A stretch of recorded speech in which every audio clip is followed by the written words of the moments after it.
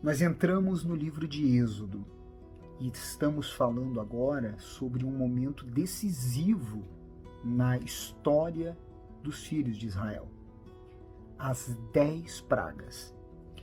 E depois você busca estudar, porque cada uma dessas pragas, elas tinham, de certa forma, um relacionamento, uma ligação aos deuses egípcios, com o objetivo de Deus humilhar estes deuses, mostrando que só Ele é Deus e não há outro além dele. Hoje nós vamos acompanhar, quem ainda não leu, não meditou, nesse Devocional 2024, nas pragas da segunda até a 9ª praga. Se você não acompanhou os vídeos anteriores, acompanhe, está aqui nesta rede social. Não esqueça de enviar para o maior número de pessoas para impactar a vida dessas pessoas nesse devocional que estamos realizando neste ano, de Gênesis a Apocalipse. Todos os dias aqui, neste horário e através desta meditação. Hoje nós vamos falar sobre Gênesis 8, 9 e 10. Rã em dobro, Deus faz distinção e trevas palpáveis. Este, dentre outros assuntos que me chamaram a atenção. E o que está chamando a sua atenção? Comenta aqui, eu quero saber. Compartilhe com a gente, tá certo? No capítulo 8, do versículo 7 ao versículo 8, me chamou a atenção um detalhe que eu queria ler com você. De certa forma até engraçado, né? É interessante, profundo e engraçado.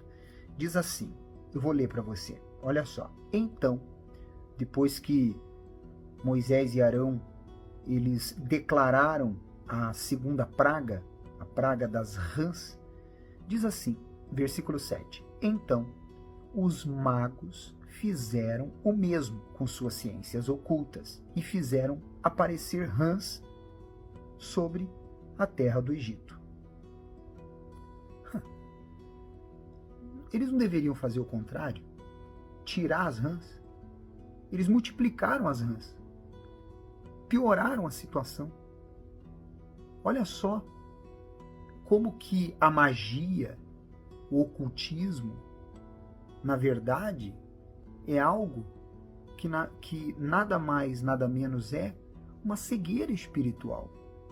Diz assim o versículo 8. Chamou o faraó a Moisés e Arão e lhe disse, rogai ao Senhor que tire as rãs de mim e de meu povo.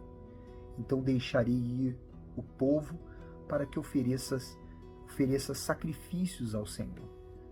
Ou seja, aqueles magos, os sacerdotes egípcios, não puderam remover as rãs. Eles tiveram que reconhecer que isso só poderia vir da parte do Deus dos Hebreus.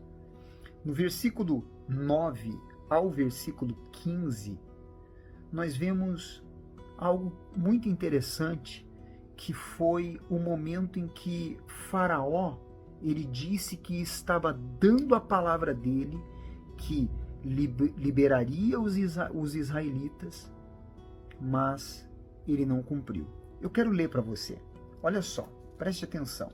Ele diz assim, versículo 9 ao 15. Falou Moisés a Faraó, digna-te dizer-me quando é que hei de rogar por ti, pelos teus oficiais e pelo teu povo, para que as rãs sejam retiradas de ti e das tuas casas e fique somente no rio.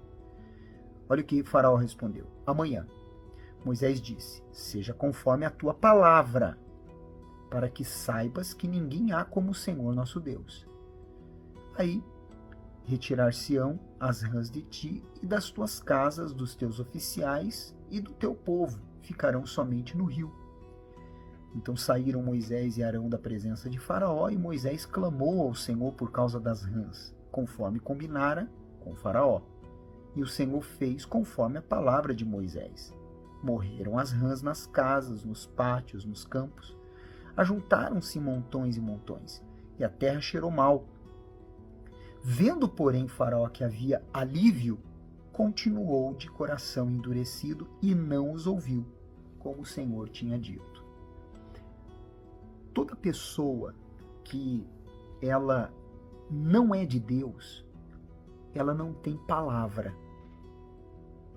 Você, quando se depara com alguém que diz uma coisa, mas faz outra, ou volta atrás daquilo que disse, esta pessoa, ela está mostrando claramente que ela não é de Deus. Porque toda pessoa que é de Deus, ela é uma pessoa de palavra. Por quê? Porque Deus é a palavra. Então a pessoa, ela zela, ela vela pela palavra, porque ela sabe que nela Deus habita. Por isso o Faraó voltou atrás, porque ele não tinha comprometimento nenhum com a sua própria palavra. No versículo 18, os magos afirmaram o seguinte, eu vou ler para você. E fizeram os magos o mesmo com suas ciências ocultas para produzirem piolhos, a terceira praga. Porém, não puderam, e havia piolhos nos homens e no gado. Então disseram os magos a Faraó, isto é o dedo de Deus. Veja, nós só podemos revelar o dedo de Deus quando o poder dele se revela. É a única maneira de mostrar uma distinção entre Deus e os supostos deuses. Por isso que você tem que ter dentro de si a fé para que Deus se revele através da sua vida.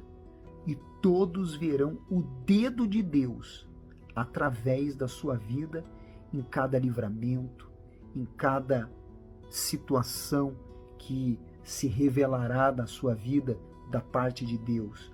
Todos reconhecerão. No versículo 22 e também 23 deste mesmo capítulo, mostra que o dedo de Deus estava sobre os filhos de Israel, quando diz assim, naquele dia separarei a terra de Gósen, em que habita o meu povo, para que nela não haja enxames de moscas, que era a quarta praga, e saibas que eu sou o Senhor no meio desta terra. Farei distinção entre o meu povo e o teu povo. Amanhã se dará este sinal. A distinção é um sinal.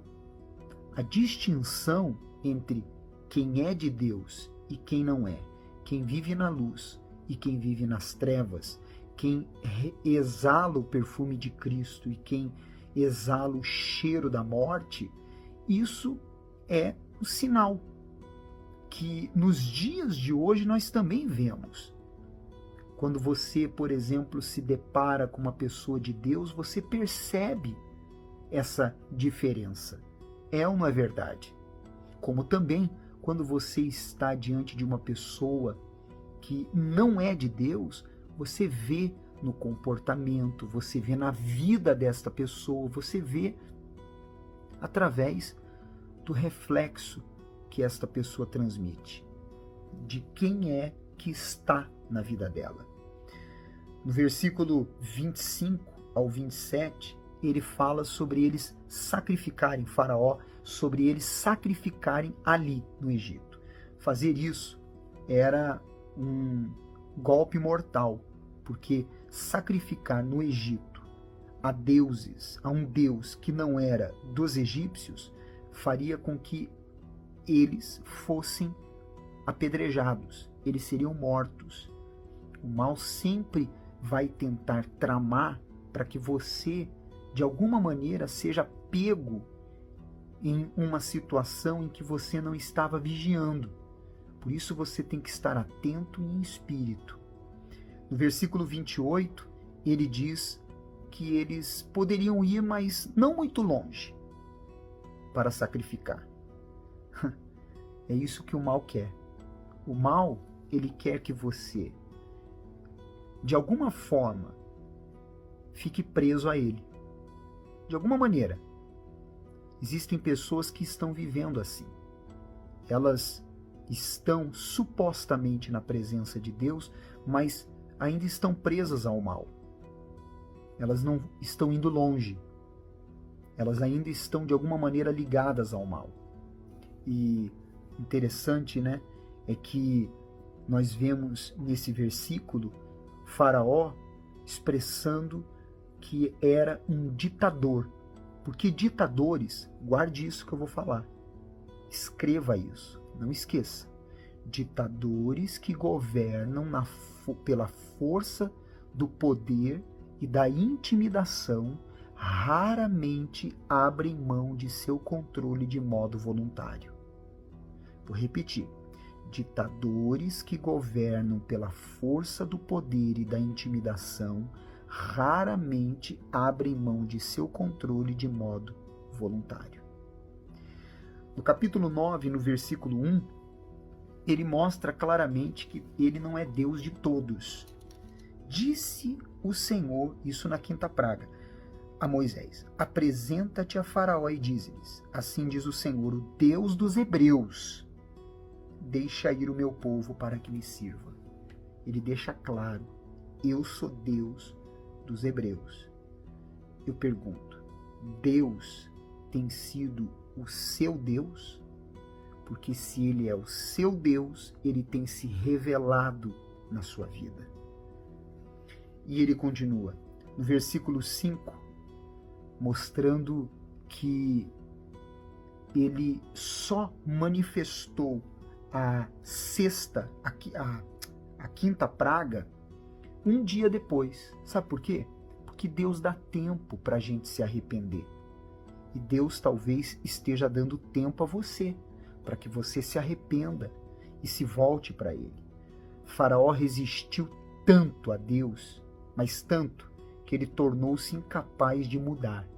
Ele se opôs a Deus por vontade própria. Foi decisão dele. Deus não pegou Faraó pelo pescoço para que ele fizesse e agisse como ele agiu. No versículo 19 ao versículo 21, nós vemos que alguns rebanhos sobreviveram àquela peste. Provavelmente eram rebanhos que estavam guardados dentro dos locais onde eles eram protegidos, onde eles eram guardados. Por isso que alguns sobreviveram. E você vê que diante de tantas pragas, uma gama de egípcios já começou a temer a Deus. E é assim que Deus vai se revelando e vai quebrantando aqueles que estão ao nosso redor. E aí vão surgindo pessoas que vão temendo a Deus também, porque ele vê, essas pessoas veem o agir de Deus em você e através de você. No versículo 26, nós vemos que a proteção estava sobre os hebreus. Aprenda isso. A proteção não está sobre lugares. A proteção está sobre pessoas que são de Deus. Por isso, não fique temeroso pelo lugar onde você está. Porque se você é de Deus, você está protegido. No capítulo 10, no versículo 7, nós vemos que a queda do inimigo foi acontecendo pouco a pouco. Os próprios oficiais do Egito começaram a dizer que o Egito estava uma ruína. E é assim que Deus vai agindo. Ele não dá toda a vitória de uma vez só. Ele vai dando pouco a pouco, até para preparar os seus. No versículo 8 ao versículo 11, mostra que Faraó tentou negociar com Moisés. Não negocie com o diabo. Não negocie com ele, aceitando propostas do mal. Você não encontra nada de bom no mal. E vemos no versículo 21 as trevas palpáveis. Hoje nós temos visto isso no mundo que nós vivemos. Trevas palpáveis. A gente quase pega nas trevas. De tão horrível que tem sido este mundo que vivemos. Amanhã nós vamos continuar. E se isso te ajudou, envie para alguém que você conhece. Você é especial para Deus. Até amanhã.